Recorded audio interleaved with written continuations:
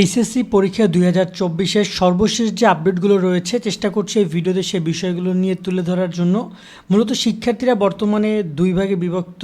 এখানে অনেক শিক্ষার্থী এখনও তারা পরীক্ষার দাবি করছে, এমনকি সেগুলো নিয়ে আন্দোলনও করছে। এই বিষয়গুলো নিয়ে আলোচনা করব। তার সাথে আরও পরীক্ষা নিয়ে বিভিন্ন স্মারকলিপি জমাদানের বিষয়টি আমরা দেখেছি, আমাদেরকে অনেকে বলছে। তার সাথে তোমাদের পরীক্ষা নিয়ে যে বর্তমানে টুকটাক যা যা হচ্ছে আমি চেষ্টা করবো এই ভিডিওতে সেগুলো কভার করার। পরীক্ষার শেষে চুপচাপ সময় নষ্ট না করে নিজের দক্ষতা বৃদ্ধির সুযোগ কাজে লাগানোই সবচেয়ে বুদ্ধিমানের কাজ। আর যদি পড়াশোনার পাশাপাশি আয় করতে চাও তাহলে তোমার জন্য রয়েছে একটি গুরুত্বপূর্ণ ট্রেনিং প্রোগ্রাম, যার বিস্তারিত আমরা ভিডিও শেষে আলোচনা করব। যদি সত্যি ডিজিটাল স্কিল ডেভেলপ করতে চাও এবং নিশ্চিত আয় করতে চাও তাহলে ভিডিওটি শেষ পর্যন্ত দেখার জন্য অবশ্যই সাথে থাকো। প্রথমত আগে আমরা এখানে জনকণ্ঠের নিউজটা নিয়ে কথা বলি। এটা নিয়ে অলরেডি আমাদের একটা ভিডিও আপলোড করা হয়েছে, যারা দেখো না তারা দেখো যে কি নিয়মে তারা রেজাল্ট প্রকাশ করতে যাচ্ছে। এখানে বলছে সময় লাগবে 40 দিন, সেটা মানলাম, বাট পাস করবে সব শিক্ষার্থী। এই বিষয়টা একটু কনফিউজিং, বাট এটা অনেকেই ভুল বুঝছো। তাদেরকে বলতেছি যে পাস করবে সব শিক্ষার্থী বলতে যে বিষয়গুলো সাবজেক্ট ম্যাপিং হবে সেখানে সবাই পাস করবে, তবে নর্মাল যেখানে পরীক্ষা হচ্ছে সেখানে কিন্তু সবাই পাস করবে না। যেমন বাংলা, ইংরেজি, আইসিটি, ফিজিক্স, অ্যাকাউন্টিং, তারপর হচ্ছে তোমার যুক্তিবিদ্যা, এইগুলোতে কিন্তু সবাই পাস করবে না, বাট বাকিগুলোতে সবাই পাস করবে, কারণ সেগুলো তো সাবজেক্ট ম্যাপিং হবে। আবার এসএসসি জেএসসির মাধ্যমে প্রাধান্য দিয়ে এইচএসসির ফল, এই ব্যাপারটা সত্য, তবে জেএসসি রেজাল্টটা কীভাবে নিবে সেটা নিয়ে একটু হলো দ্বিধাদ্বন্দ্বের মধ্যে রয়েছে। আমরা যদি কথা বলি তো আমাদের যে গতকালকে আমরা একটা পোল দিয়েছিলাম আমাদের ফেসবুক পেজে, যারা আমাদের ফেসবুক পেজে জয়েন হও নাই তারা জয়েন হয়ে নিও। সেই ফেসবুক পেজে সেই পোলে আমরা কথা বলেছিলাম যে কীভাবে মূল্যায়ন করা যেতে পারে। সেক্ষেত্রে আমরা একটা অপশন দিয়েছিলাম জেএসসি এসএসসি সাবজেক্ট ম্যাপিং নাকি শুধুমাত্র এসএসসি সাবজেক্ট ম্যাপিং। সেখানে অলরেডি 539 জন কমেন্ট করেছে।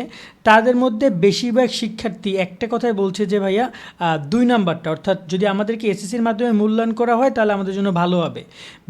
বেশিরভাগ শিক্ষার্থী এসএসসি, শুধু এসএসসির কথাটাই বলছে, কারণ তারা মনে করছে এসএসসি রেজাল্টটা তাদের জন্য পারফেক্ট, জেএসসি রেজাল্টটা অনেক ব্যাকডেটেড হয়ে যায়। দেখতে পাচ্ছ যে শুধু এসএসসি।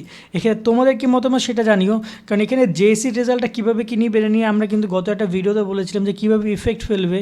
সেখানে আমরা কিন্তু অতটা ভালোভাবে তোমাদেরকে বুঝিয়েছিলাম যে অতটা বেশি ইফেক্ট ফেলবে না কেমন।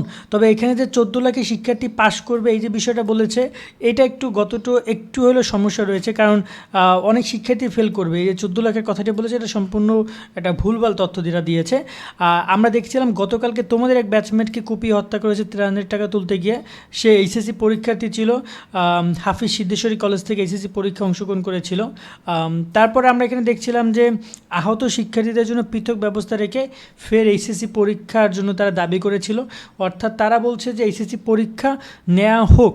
এক্ষেত্রে তারা বলছে যে এইচএসসি পরীক্ষা নেওয়া হোক, তবে যারা আহত তাদেরকে অটোপাস দেওয়া হোক বা তাদের জন্য আলাদা ব্যবস্থা করা হোক, ঠিক আছে, কিন্তু বাকিদের পুনরায় পরীক্ষা আয়োজন করা হোক, এরকম একটা দাবি জানিয়েছে। এবং এই দাবি সকাল 11টায় শাহবাগ জাদুঘরের সামনে আয়োজিত এক মানববন্ধনে এই দাবি জানানো হয়। মানববন্ধনে শিক্ষক, অভিভাবক সহ নানা শ্রেণী পেশার মানুষ অংশ নিয়ে ফের পরীক্ষা আয়োজনের দাবি জানান। ওকে, এটা হচ্ছে দ্য দৈনিক শিক্ষা নিউজ। এটা নিয়ে তোমাদের কী মতামত সেটা কমেন্টে জানিও। এরপরে ফের 4 দিনের রিমান্ডে দীপুমণির খবরটা তোমাদের জানা দরকার, কারণ অটোপাসের বিষয়টি তিনি পরিচয় করিয়ে দিয়েছিলেন।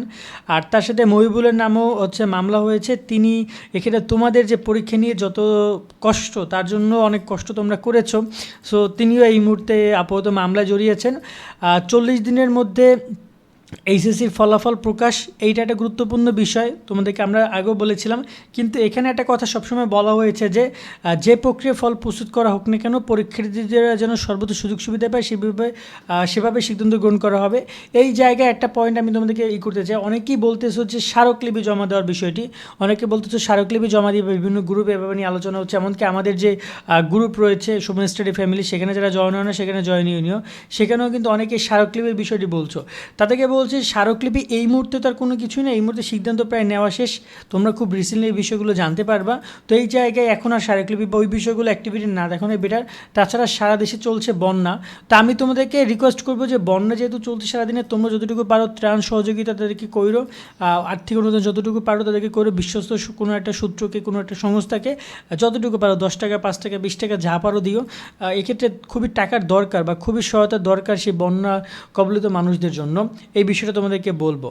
আর দিন আমরা এবার একটু কথা বলি তোমাদের নোটিশ নিয়ে। যশোর বোর্ড একটা নোটিশ প্রকাশ করেছিল যে তারা জেএসসির রেজাল্ট চাচ্ছিল বিভিন্ন কলেজের কাছে, পরবর্তীতে সেই নোটিশটা তারা কিন্তু ডিলিট করে দিয়েছে।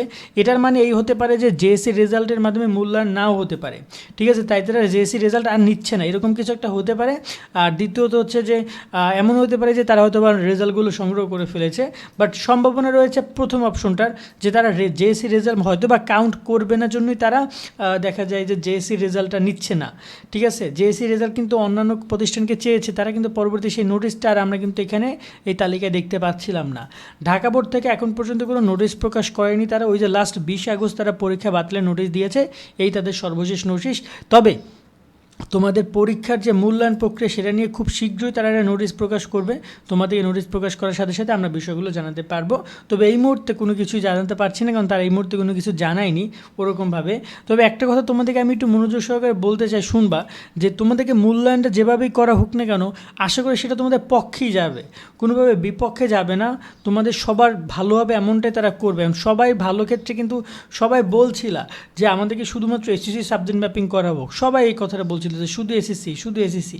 খুব কম শিক্ষার্থী আছে যে বলতেছে যে তোমার একটু দুইটা হলে সমস্যা নাই, যাদের জেএসসি রেজাল্ট অনেক ভালো বা অনেক কনফিডেন্ট, বাট নর্মালি বেশি শিক্ষার্থী বলছে 2 নাম্বারটা অর্থাৎ এসএসসির মাধ্যমে মূল্যায়নটা চাচ্ছে। তোমাদের কমেন্ট কি, তোমাদের কি সেটা আমাদেরকে কমেন্টে জানাবা। আর তোমাদেরকে বলবো যদি পারো একটু বন্যার্থ মানুষদেরকে সহযোগিতা করো, কারণ সত্যি এই মুহূর্তে তাদের সহযোগিতা দরকার। এক্ষেত্রে আর্থিক অনুদান বা ত্রাণ যেটা পারো সেটা নিয়ে যুক্ত হও, যে কোনো জায়গায় তোমরা দিতে পারো। আজকের মতো আমরা এখানে বিদায় নিচ্ছি, সকলে অনেক অনেক ভালো থাকবে, আল্লাহ হাফেজ। পরীক্ষার পরবর্তী সময়ে অহেতুক সময় নষ্ট না করে স্কিল ডেভেলপমেন্ট ট্রেনিংয়ে যুক্ত হওয়া অত্যন্ত গুরুত্বপূর্ণ। আমার অ্যাডভাইস থাকবে একটা সুন্দর গোছানো ট্রেনিং প্রোগ্রামে খুঁজে সেটা কমপ্লিট করো, এতে তোমাদের ভবিষ্যৎ আরও সমৃদ্ধ হবে। তোমরা যদি কম্পিউটার আর ইন্টারনেট চালাতে পারো তাহলে ইফ্রম Bangladesh real time project based ecommerce entrepreneurship training programme তোমার জন্য একদম বেস্ট। কেন বেস্ট বলছি? কারণ এটি শুধু একটি ট্রেনিং প্রোগ্রাম নয়, বরং এটি একটি বাস্তব ভিত্তিক শিক্ষা এবং অভিজ্ঞতা অর্জনের প্ল্যাটফর্ম। এই ট্রেনিং প্রোগ্রামে তুমি শিখতে পারবা web development, graphic design, digital marketing, data analysis এবং ই-কমার্স ব্যবসার সব কিছু। যেসব সুযোগ সুবিধা পাবা, ইফ্রম বাংলাদেশে স্টুডেন্ট কনসাল্টিং গ্রুপে জয়েন হয়ে পড়াশোনার পাশাপাশি কাজ করতে পারবা এবং ইনকাম করতে পারবা। গ্রাজুয়েশন শেষ হলে ইফ্রম বাংলাদেশে ইন্টার্ন হিসেবে জয়েন করতে পারবা এবং ইফ্রম বাংলাদেশ চাকরির দরজা তোমার জন্য আজীবন খোলা থাকবে।